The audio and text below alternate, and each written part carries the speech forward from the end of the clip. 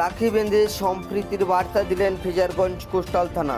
রাখি বন্ধন উপলক্ষে পথ চলতি মানুষ ও বকখালি পর্যটন কেন্দ্রে আসা পর্যটকদের হাতে রাখি বেঁধে সম্প্রীতির বার্তা দিলেন ফ্রেজারগঞ্জ কোস্টাল থানা।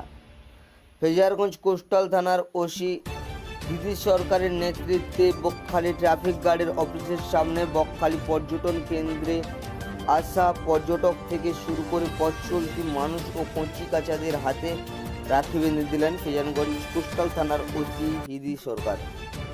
এ বিষয়ে ফ্রেজারগঞ্জ কোস্টাল থানার ওসি দিদি সরকার বলেন, আজ রাখি বন্ধন উৎসব, তাই আমরা আমাদের কোস্টাল থানার পক্ষ থেকে পথ চলতি মানুষ ও পর্যটকদের হাতে রাখি বাঁধলাম এবং সবাইকে সম্প্রীতির বন্ধনে আবদ্ধ করলাম, সবার পাশে থাকার বার্তা দিলাম।